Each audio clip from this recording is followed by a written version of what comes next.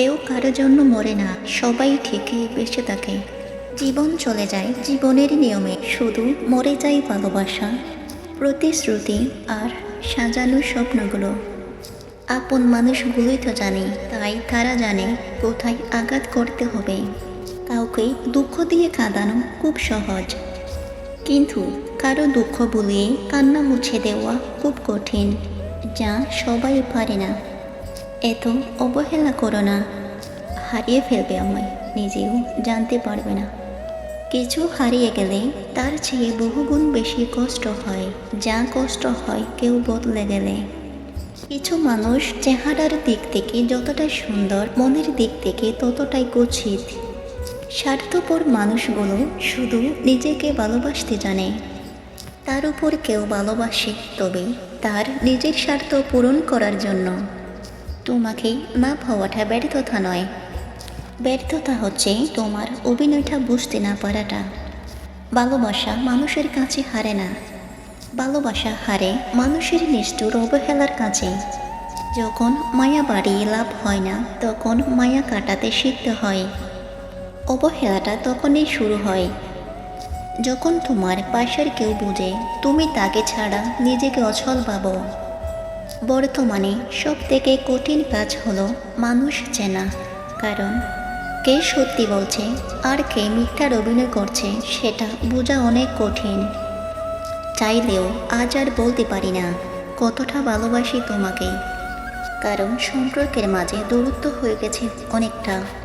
তুমি ততটা সময় খুশি আর ভালো থাকবে, যতটা সময় তুমি দিতে থাকবে। তোমার চাওয়া কিছু থাকবে না। যখনই কিছু চাইতে যাবে, তখন থেকেই কষ্ট পাওয়া শুরু হবে। সফলতা কেউ এনে দিবে না, তোমার নিজেকেই সফলতার রাস্তা খুঁজে বার করতে হবে।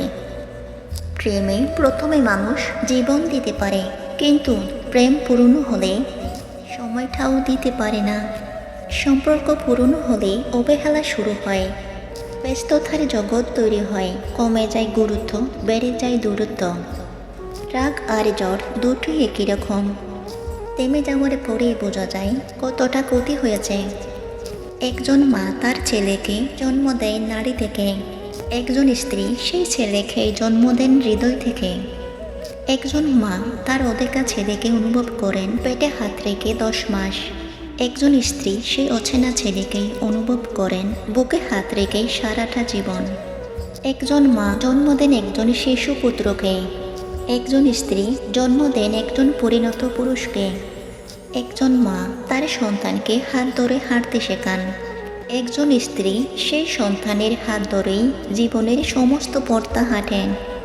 একজন মা তার সন্তানকে কথা বলতে শেখান, একজন স্ত্রী বন্ধু হয়ে সারা জীবন তার কথা বলার সঙ্গী হয়ে ওঠেন। সন্তানের দায়িত্ব কাঁধে আসতেই মা তার সমস্ত পৃথিবী ভুলে যায়। আবার স্ত্রী সেই সন্তানের দায়িত্ব নেবেন বলেই তার সমস্ত পৃথিবীটা ছেড়ে একদিন চলে আসেন। সন্তান না খেতে পারলে পাতের সেই উচ্ছিষ্ট খাবার মা এবং স্ত্রী উভয়ে খান। আবার সন্তান এবং স্বামীর মঙ্গল কামনায় উপবাস মা এবং স্ত্রী দুজনেই করে থাকেন। সন্তানকে বড় করেও সন্তানের থেকে প্রতিটি মাকে আঘাত পেতে হয়। আবার স্বামীকে বিয়ে করেও প্রত্যেকটি স্ত্রীকে এক না একদিন নির্যাতিত হতে হয়। মায়ের কাছে সন্তানের জীবনে দায়িত্ব নেওয়ার শুরু প্রায় 20 বছর, স্ত্রীর কাছে স্বামীর জীবনের দায়িত্ব নেবানোর শেষ বাকি 60 বছর। কখনো কখনো সেটি 80 বছরেও যেতে পারে, যদি আয়ু 100 বছর হয়।